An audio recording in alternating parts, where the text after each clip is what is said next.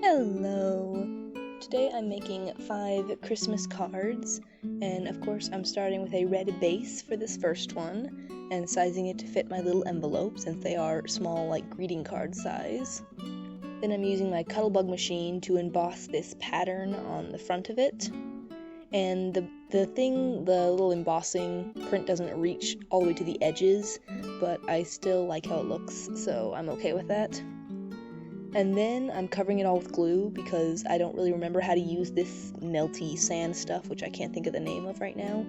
I think you're supposed to use paint as a stamp and then put the sand glitter stuff over that, but I didn't want to use paint, so I just covered it all with glue, and then just sprinkled the sand stuff on top. And it did not turn out how I thought it would. I thought it would be more like a dusting of gold. So here now I'm using the heat gun to melt it, and it kind of expands a little when it melts. But it really doesn't look how I wanted it to. And especially on camera, it looks worse on camera. It looks like just blotches of brown. So I wasn't satisfied, so I went in with some just glue and smeared some little splotches of glue around. Because I wanted more gold stuff because these little brown splotches were not enough. Then I used this gold glitter, which looks like poison in a vial, and sprinkled that over little glue sections just to add a little more gold sparkle, just a little more gold, which again, it looks better in real life. This doesn't look amazing, and then it got all over my hands and it was dreadful and it would not get off, and I had to go use Glitter's only natural predator, which is water, to get it off my fingers because it was stuck there. Then I used this really, really thin green washi tape to kind of make a Christmas tree pattern. I mean, I don't know where I got this concept. I'm sure I've seen it somewhere in decorations or something, but I like the idea. So I didn't really have even a template, a drawing or anything. I just kind of went in. Then I cut this little brown square for a trunk or a pot, depending on how big the tree is. And then I used the Cuttlebug again to cut out a little tiny yellow star. And I did end up putting actually some Mod Podge over the glitter spots because they were just littering glitter everywhere, and I didn't need that getting all over everything. So yeah, I put a little Mod Podge over them to just keep them in place. Then I stuck my little star on, and then got rid of those ugly corners for the writing pad inside. And it shakes the entire table when I press down. And yeah, then I glued that in, and it's done. I think it's pretty cute. The tree's not exactly it's kind of a weird shape, I feel like, but I'm pretty happy with it. Then the next one, I'm using one of my pre-made card bases with an envelope already ready for it. And I'm using red, green, and a light blue because I was trying to think of another Christmas color, and I'm I don't really have gold paper, and silver paper would just be gray, so blue seemed like the next best option. And I'm making these 3 little trees, so I measured out how big I wanted them on the paper and marked that on my ruler. And I was just going to try to freehand it, but that didn't work, so I cut out this little paper template with the measurements I took, and then put that on the paper and use the template. As you can see, I'm kind of off frame, I don't know why. Then I used my little cutter to make the lines as clean as possible. And yeah, I made my 3 little trees. And they do kind of look like gnome hats. I couldn't unsee it once I saw it. But the little trunks help. But yeah, some little tiny trunks. And I felt like they were too plain, so I was going to add some button ornaments, but I have a lot of buttons, so I couldn't decide what kind of buttons I wanted. And I eventually went with the wooden ones and found the little bitty tiniest ones I could possibly find and glued them on there, trying to make them look like each one different, so they weren't in the exact same arrangement of the buttons. So a few of them were a little higher up in the middle or lower down, or yeah, I like it. And I tried to vary it so they weren't all the 2-holed buttons. Then I had a writing pad inside with pretty corners, and that one is done. The next one I'm having to cut out a green base for, and as usual, I'm sizing it to the envelope. I just don't have the envelope with me in this frame.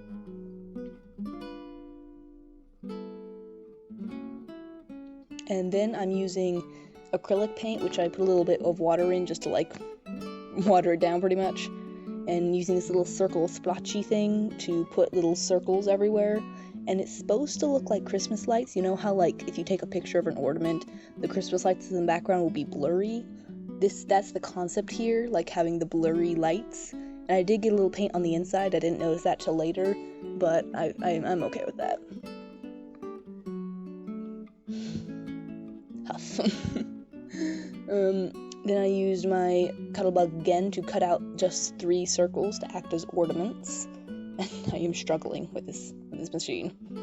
Then I just cut out a little rectangle piece of paper and wrapped this gold foil around it for like the top part of the ornament that it's hung from.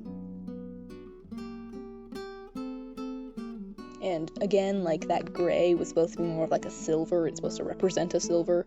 And then I just went like yellow and blue because they seemed like Christmassy colors, but not like red and green, because I felt like I had a lot of red and green in the background. So I wanted something that wasn't in the background. Then I used these little foam squares, which the dog ate a few of them, which is why it's all torn up. Because I wanted the ornaments to be like a little bit like separated from the background. Because I like having like texture and layer and that kind of stuff, so I do that whenever it like fits. So I stuck those on, and I like how it looked. It's not like as high as I would have wanted it, but if it was any higher, it wouldn't really fit in an envelope. So I'm still happy with this. And a writing pad inside with pretty corners, of course. We do not like ugly straight corners on the inside. And then this one is another one that I used the already cut out, the pre-cut cards, and I'm using the same template as before, and I'm using in red, green, and blue again, just in like a patterned paper, which was my original plan actually, but then I liked it in the solid, but I still wanted to do it in the pattern, so I did that again. I just picked out like, I don't know, just these random kind of patterns. They look like wallpaper almost, I don't know. And yeah, and I sized those, and since it was already a pattern, I didn't really want the buttons or anything. It looked bad with buttons. So yeah, I just added the trunks and the writing pad, and it was done. That one was probably the easiest one since I already had the template and everything.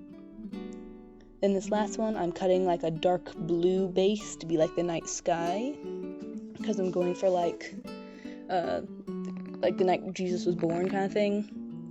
And then I put a blue hill because I didn't want green. And I mean, the concept was basically just fluffy sheep and like stable.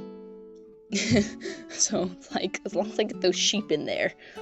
And so I drew out like the stable where Jesus was born, which I wanted it to be like one of those like classical kind of stables things that you see, not like the actual cave.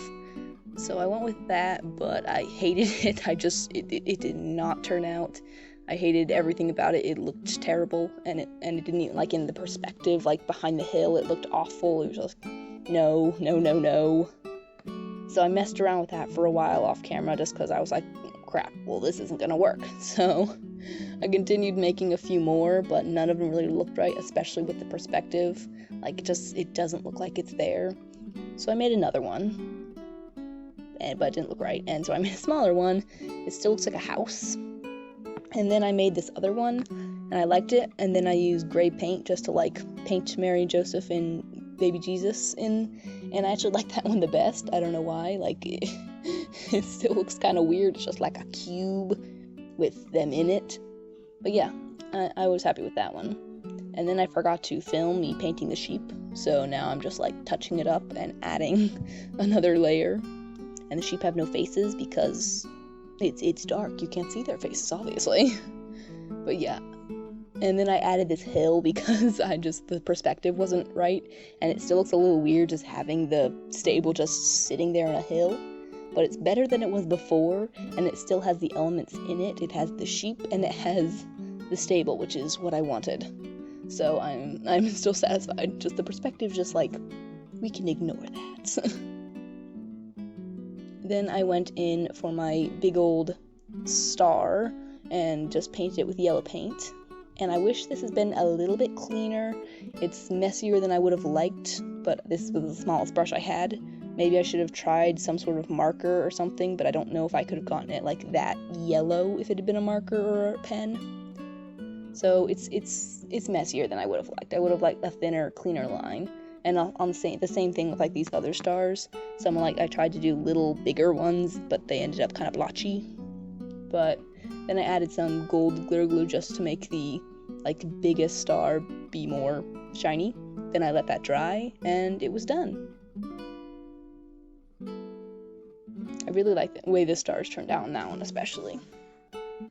And yeah, there is my 5 little Christmas cards I made this year. I don't know if I have a favorite. Maybe the last one, the sheep one, just because, I don't know, because the other ones I had pretty concrete concepts for, and then the last one was just kind of like, I don't know, I want sheep. And yeah, thanks for watching, and Merry Christmas.